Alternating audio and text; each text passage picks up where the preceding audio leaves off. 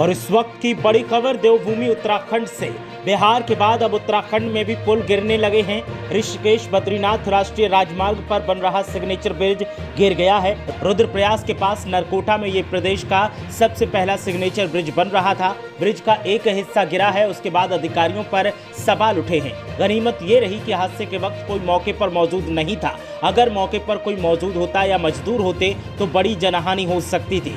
रुद्रप्रयाग जिला प्रशासन ने इस घटना में जांच के आदेश दे दिए हैं, लेकिन सवाल इसी बात का है कि आखिर किस तरह से इस पुल का निर्माण किया जा रहा था जो ये ताश की पत्तों की तरह बिखर कर गिर गया।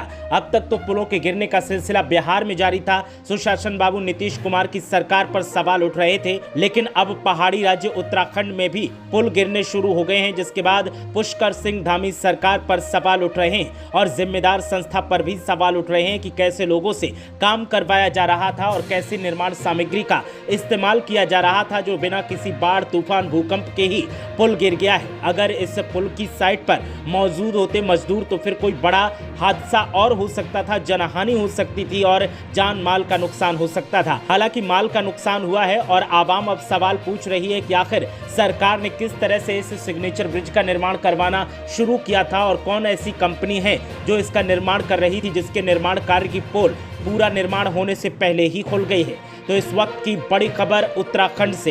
देवभूमि उत्तराखंड में भी अब बिहार की तर्ज पर पुल गिरने का सिलसिला शुरू हो चुका है। ऋषिकेश बद्रीनाथ राष्ट्रीय राजमार्ग पर बन रहे सिग्नेचर ब्रिज का एक हिस्सा धराशायी हो गया, जिसके बाद तमाम सवाल सरकार, जिम्मेदार संस्था, ठेकेदार और विभाग पर उठ रहे हैं और अब विभागीय जांच के आदेश भी जारी किए गए।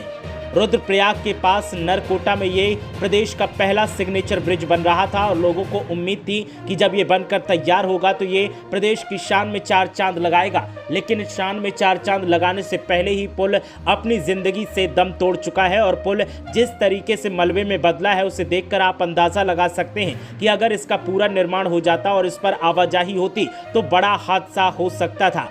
आपको बता दें कि जब ये पुल का एक हिस्सा गिरा उस वक्त मौके पर कोई भी मजदूर मौजूद नहीं था और ना ही कोई काम करने वाला था। ऐसे में कोई जनहानि नहीं हुई है, लेकिन सरकारी खजाने को चपत अब जरूर लगी है, क्योंकि जो निर्माण में खर्चा हुआ वो बेकार चला गया है। पुल ताश के पत्तों की तरह ढह गया है। ब्रिज का एक हिस्सा गिरा है, उसके बाद अधिकारियों पर, ठेकेदार पर सवाल उठे आखिर किस तरह से इसका निर्माण करवाया जा रहा था।